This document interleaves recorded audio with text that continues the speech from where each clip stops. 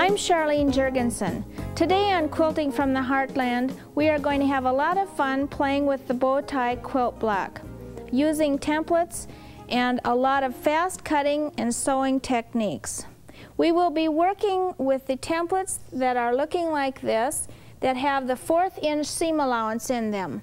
I will take you through the studio after a little bit, but first of all I want to show you what the basic parts to the bow tie block are. It really only has 2 parts to it. This piece goes in all 4 corners of this block. The one that I'm showing you right now is a 6.5 inch unfinished block, and then this one goes into the center.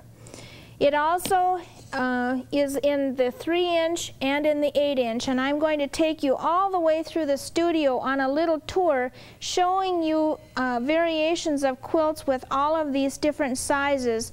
And I'm also going to show you what happens when you put different fabrics together, and we're even going to do a little bit of recycling of old ties. Let's take a look first at the project we're going to work on today. This one happens to be a 6 inch block put into the formation of a Christmas wreath. We've topped off the wreath with a red bow, and then we've set those bows on an ivory background and then outlined the whole quilt with a red and green border. Then let's look a little farther and see what happens when you put it into an 8 inch block. Look at how that quilt grows. We've done the same pattern, just set it on a different color background, and each one of the ties has a little different fabric in the bows. Now I've outlined it with a plaid on the outside, and on the inside of that border touched it off with a little bit of green. Then let's go a little farther in the studio.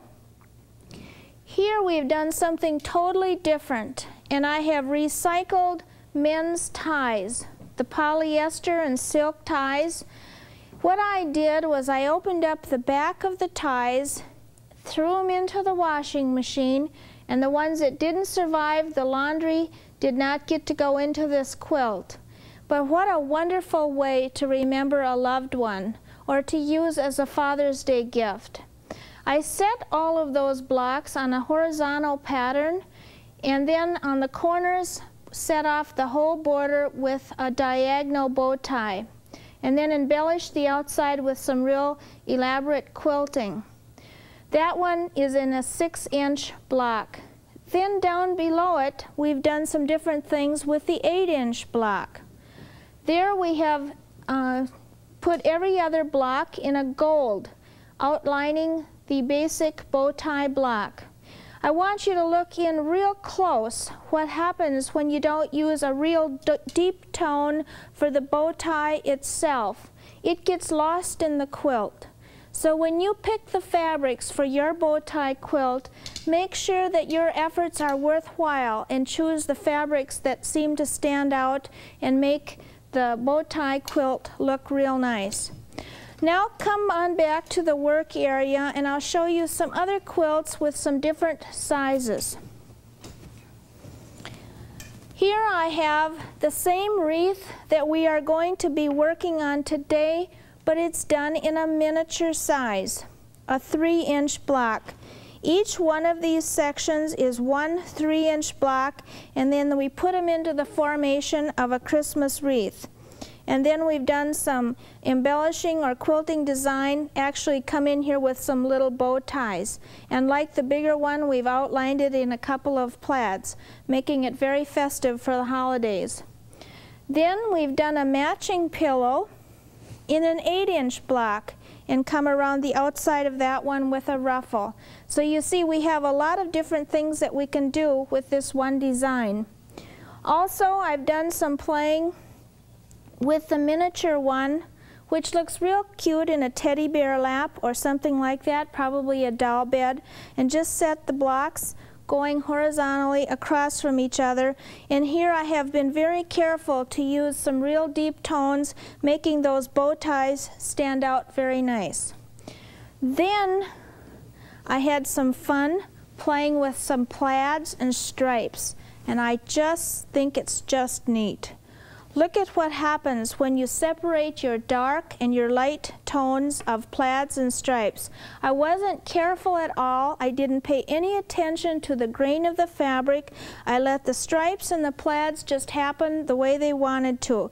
And it looks very antique-y, and I think it's real a warm, traditional looking quilt.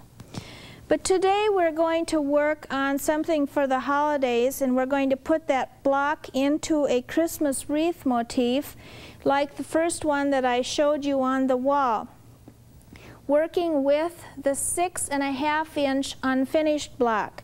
Like I have said in all of the other shows, the 1/4 inch is included in all of the templates, so I say 6.5-inch unfinished or a 6-inch finished block. After you have chosen your fabrics, you're going to want to wash them in a cold water and a mild soap so that the fabrics don't bleed together, or the colors in the fabrics don't bleed together when you need to launder them. Then you want to shrink them in the dryer and iron them so that they're nice and smooth to work with. We're going to cut some strips and get ready for cutting out the bow tie, and then we're going to actually put the quilt together today. Let's cut some bow tie blocks. We'll cut for these right up in here, and then we'll get some background fabric in there, and then we'll start putting those together. Fold your fabric in half. Line up the selvage on one side over here, and I'm going to do this one a little bit different. I'm going to fold it in half like this. For those of you that don't have the long ruler, I want you to know that you can also fold your fabric in fourth and cut strips that way if you want to. Then lay your ruler down on the 4 thicknesses of fabric and line up the edge over here and straighten this edge here. And then with the rotary cutter, straighten this edge over here. Then turn your board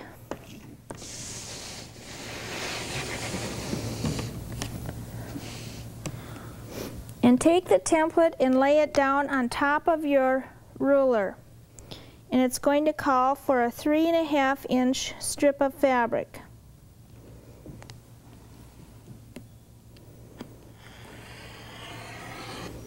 And then before I go any farther, and I'm going to cut a strip for the square that goes into the block. And so for that one, just put the template down on top and move it over and cut the strip for that one. Rather than take the fabric up on top of the table a couple of times, we'll just cut both the strips at one time. Anything that we can do to save time is always helpful. Now just place that square up on top of there, and we will get 4 of these at one time. And just move it along on that strip of fabric until you've used it all up. Now if you're cutting scraps, of course, this would not be any more difficult, because you would use the small mat board like this, and you would lay the pattern down on here, and you could just turn your board and work as you go.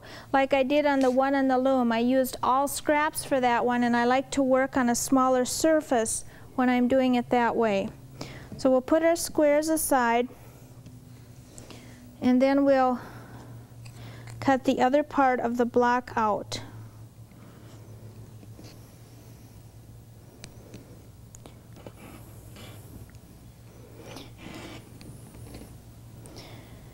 Now if I were to pick this fabric up and move it like this, I'm going to lose the accuracy. So you want to take and make room to move your board as you work. Now I have disturbed that, but I wanted to show you what happens when you do that. So always allow plenty of room to cut out your pieces.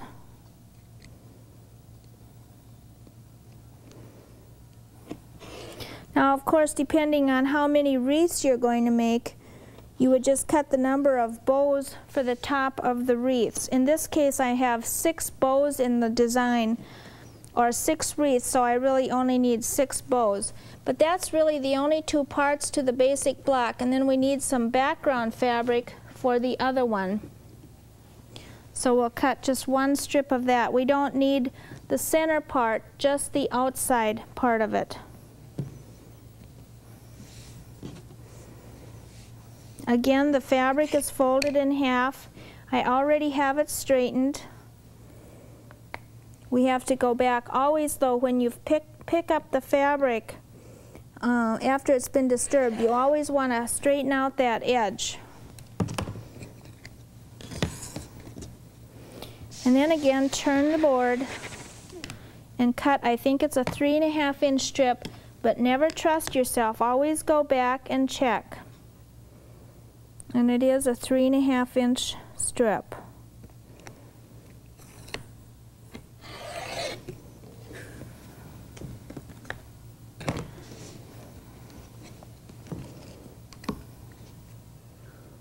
Notice that I have fabric grips on the template, and that keeps them from sliding on the fabric.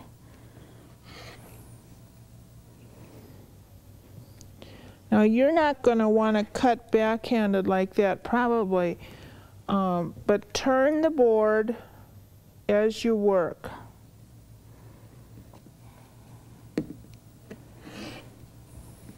Now I'm not going to cut any more of these, but you see the idea of how fast it is and how you work your way across the board. And in a couple of minutes we're going to go to the sewing machine, and I'm going to show you how to put the block together that makes up all the different designs. Like I said in the beginning, the block is just one basic block, and by turning them in different directions you can make all these different things with the one basic block.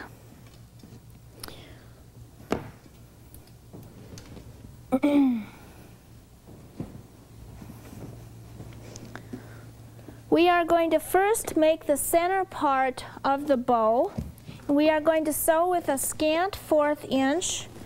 We will be using pins when we put this block together, and I'll lay out the block as we're going to put it together. We're going to first join the center part, and then after we've got that on, I'm going to go and add the background piece. And that will be the basic block that will make up the whole quilt. Put this piece on top of this one, and you're going to need to line up the edges. And I want to point out, when you're looking down on it, that there are a couple of ears on the corner. You see right here there's a little bit of a red sticking out. I'm going to put the pin over here, a 1/4 inch from both edges of this top piece, and one over here. Now if you can't eyeball that, you might want to mark it with a little bit of chalk or some marking tool that you have in your sewing room. I'm going to sew with a white thread so that you can see where my sewing lines are. I will back up with this first stitch to the pin,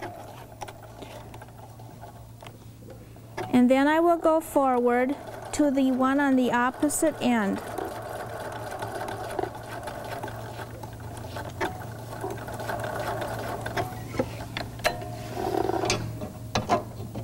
You see where I did that?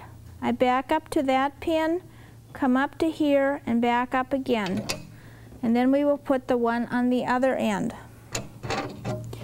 You want to trim off all those loose threads as you go so that they don't get in your way. Okay, now we will put the one on the other end over here, and that will make our first part of the bow tie block. Putting this one down. And like I said before, if you want to mark a first 1 or 2 of them so you get used to where the seam allowance is supposed to go. Also, I like to use the silk pins rather than big heavy pins for pinning because I get much more accuracy when I do that. Okay, again we'll back up to that pin.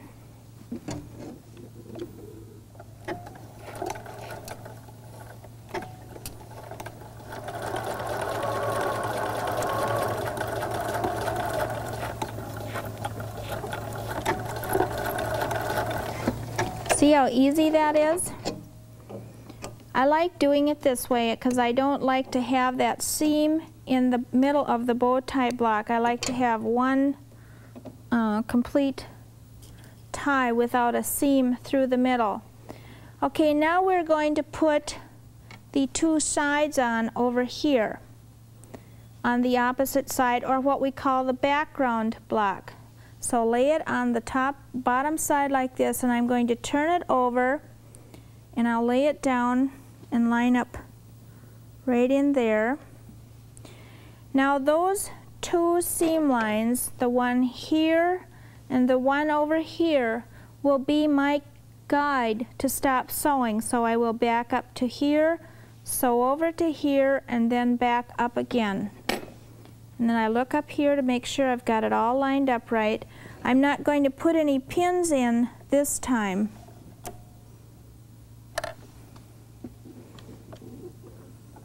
You might want to use pins when you just start doing this till you get used to it. And then when you approach this other corner, you want to stop right there and then back up.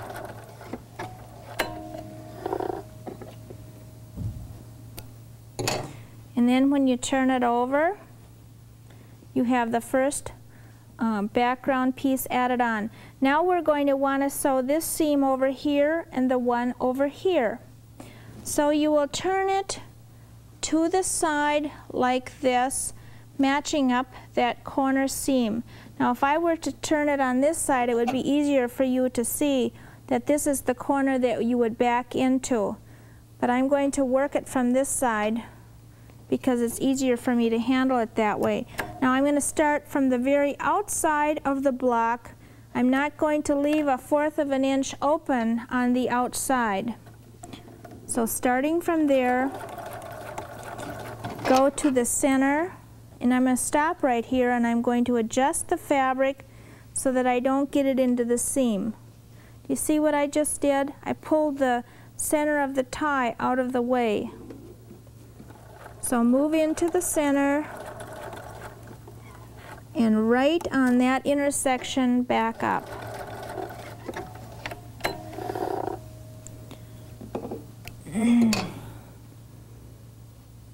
That's how simple it is to set in the bow tie block.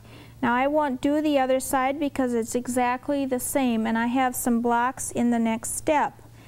Let's take a look at some of the next steps over here. This one here, now we've got both the sides ready to have the corner seam that I just showed you ready to go in like that.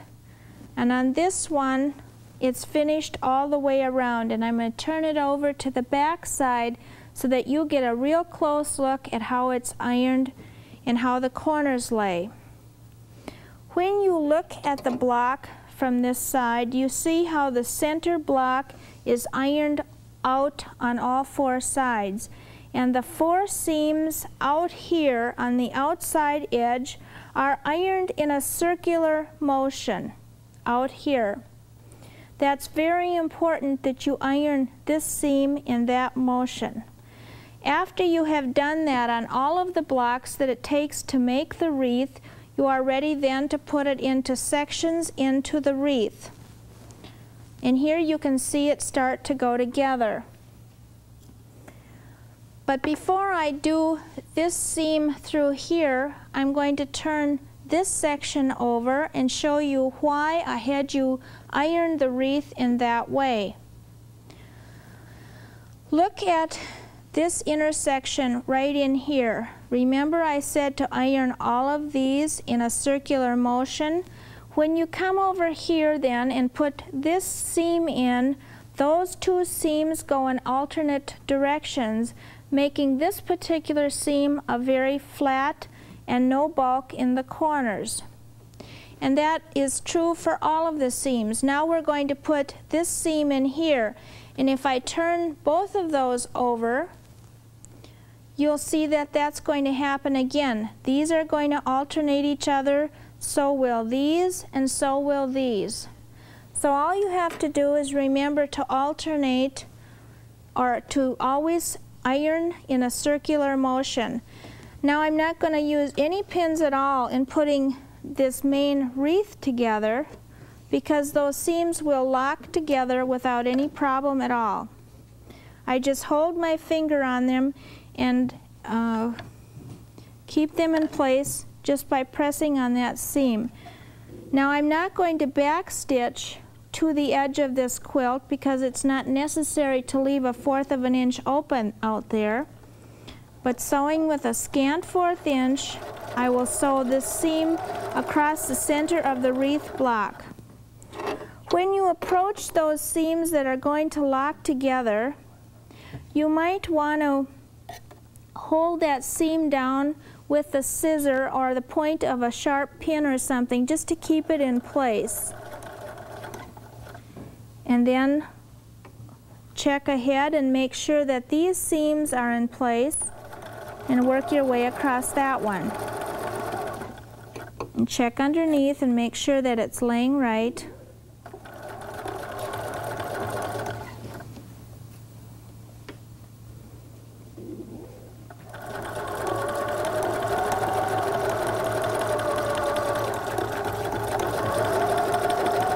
We've just about got our first wreath put together. Hasn't that been fast and easy to do? There is our first wreath. Now we will iron those again in an opposite direction, putting it in this way right here.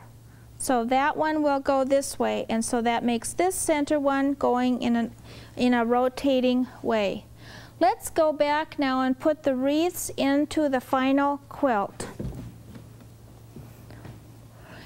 Remember now that this is just one way of putting the bow tie block together. There are so many other ways that you can lay it, like we showed you earlier. If you just glance quickly at the quilt that we're making today, you will notice that the wreaths are set on point, or that the wreath block is set on point, and that there are 6 side triangles and 4 corner triangles in this quilt. And we need to prepare the corner triangles and side triangles next before we start putting those blocks into rows. If you look a little closer here, maybe you can see easier what I mean. I call these the side triangles, and this would be a corner triangle down here at the bottom of the quilt. So we have 4 corner triangles, and then we have 6 of those that we need. Now when we cut these, we want to have the bias for the corner triangle to be in here. If you put it out here on the outside edge, it will be very hard to keep that quilt laying straight. And the same thing is true here. You want the bias to be up in here and up in here. So for this particular one, you want to cut an 18 1/4 inch square. That will give you the perfect dimensions for filling in the side triangles. Take the 18 1/4 inch square, lay it out on the cutting board like this, giving yourself plenty of room, and you want to cut that into 4 equal parts on the diagonal, going from this corner to this corner. And I have put a crease in the square with an iron ahead of time so I know where those lines are. So we'll cut this apart like this, and like I said, I put a crease in there ahead of time so I know where the line is.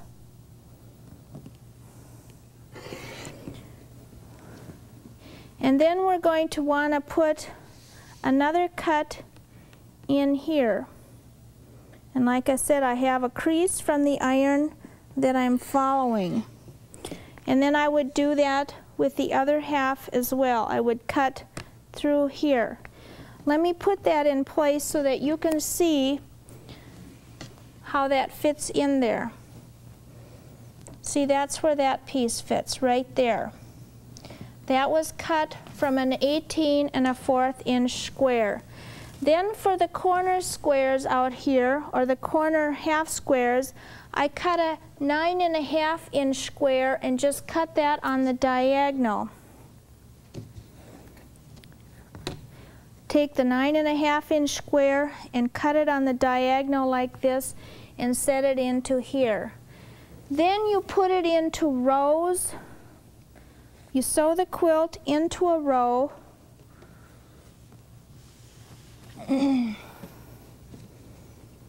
Like this. You see how that comes together?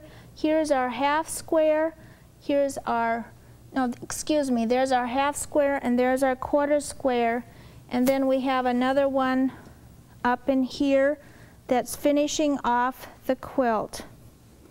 And you would sew these seams together in strips like this through the diagonal, flip-flopping these seams in here in opposite directions from the wrong side when you iron them. I hope you've enjoyed watching the Christmas wreath go together for the holidays. I've had a lot of fun sharing it with you.